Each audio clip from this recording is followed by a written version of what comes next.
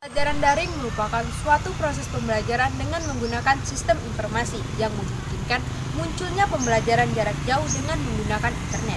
Pembelajaran daring juga sebagai pengganti proses pembelajaran tatap muka.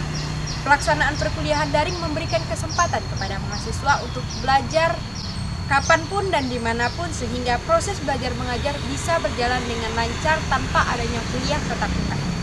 Sejak diterapkannya perkuliahan daring, adanya beberapa kendala seperti kurangnya interaksi antara mahasiswa dan dosen dan kurangnya perhatian akan mahasiswa. Selama masa pandemi ini, pembelajaran daring menjadi satu-satunya solusi agar dunia pendidikan tetap berjalan.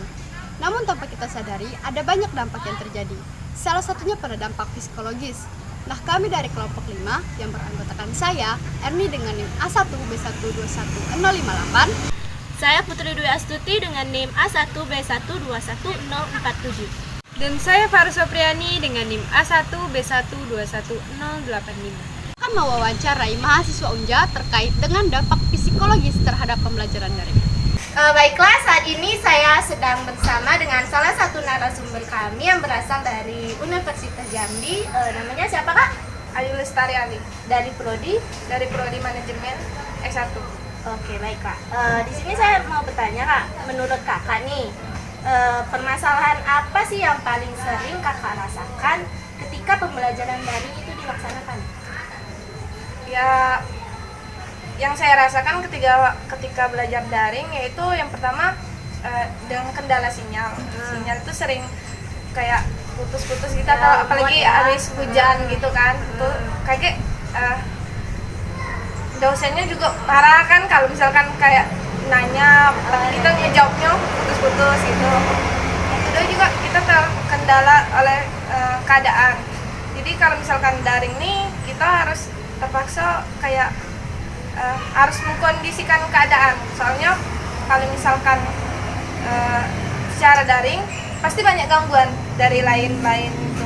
Misalkan kayak dari adik gitu kan, diganggu adik, pokoknya banyak lah kondisi keadaan. Disuruh-suruh orang tua juga. Disuruh orang tua juga, misalkan disuruh belanja atau yang lainnya gitu.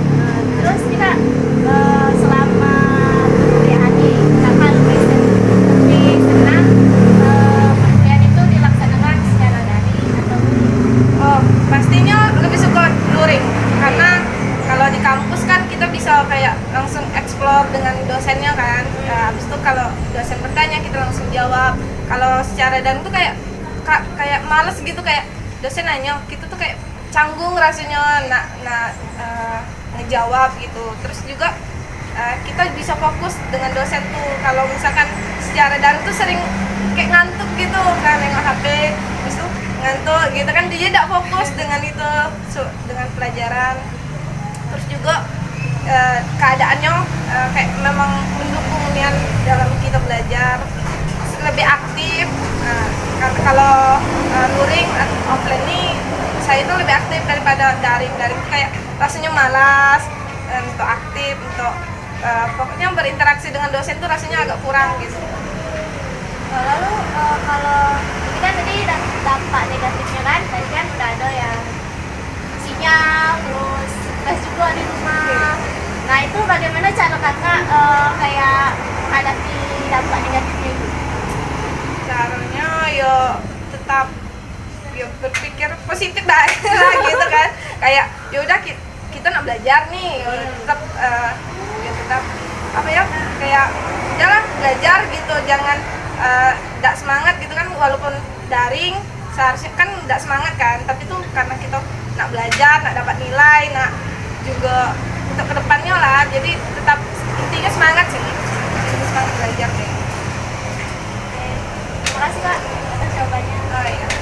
Oke, baiklah, di sini saya sudah bertemu dengan narasumber yang kedua, yaitu Al-Muhaimin Septian, dengan Bobi Supriyawan, dari Prodi Pendidikan Olahraga. dari Universitas Jambi kan. Iya. Baiklah. Di sini saya ingin mungkin bertanya kepada abang-abang ini kan. Menurut abang nih, permasalahan apa sih yang paling sering terjadi pada abang berdua ketika pembelajaran daring dilaksanakan? Mungkin permasalahan yang dialami pada pembelajaran daring itu mungkin kendala sinyal mungkin ya, dan juga itu kadang mahasiswa tuh kalau daring dia tidak terlalu fokus. Mungkin dia kameranya on, tapi dia tidak fokus menyimak di mata pembelajarannya. Mungkin itu kendala dari segi mahasiswanya sendiri dan juga lingkungan gitu ya. Ada juga yang daerah-daerah tertentu sinyalnya kurang baik gitu. Dan juga waktu dosen kadang dia bisa, kadang tidak begitu. Kalau menurut abang? Terus pendapat ya, nggak beda jauh dari pendapat dari yang Bang Bobi tadi. Itu ya pembelajaran ya, itu permasalahannya apa? Ya sinyal, terus mahasiswa juga tidak fokus dalam pembelajaran, tidak efektif lah kalau bisa kita itu. Kalau abang ini memilih nih, lebih suka pembelajaran daring atau luring? Kalau pribadi sendiri sih lebih suka pembelajaran luring ya, soalnya bisa tetap muka langsung dengan dosennya, kawan-kawan juga. Kalau Ya saya juga memilih luring ya, mengingat tidak semua jurusan yang bisa kita jelaskan secara online tuh nggak bisa. Contohnya saya di pendidikan olahraga yang lebih 80% itu lebih ke luring gitu, atau harus dilaksanakan secara tatap muka karena kami lebih ke praktek ketimbang materi gitu. Oke. Kalau online nih kan, kalau kita daring, pasti di rumah itu ada stres kan, atau apa. Nah, bagaimana cara abang berdua nih mengatasi stres di rumah itu?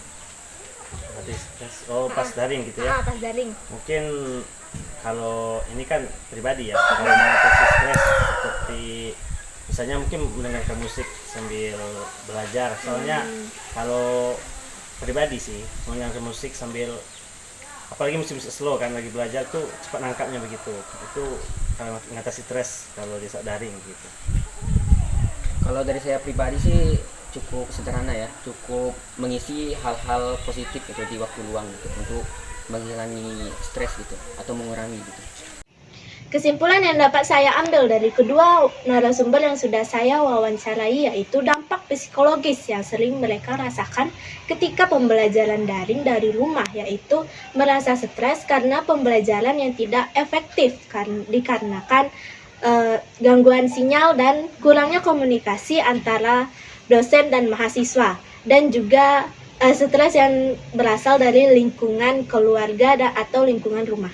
Baiklah, cukup sekian video dari kami kelompok 5. Saya akhiri. Wassalamualaikum warahmatullahi wabarakatuh.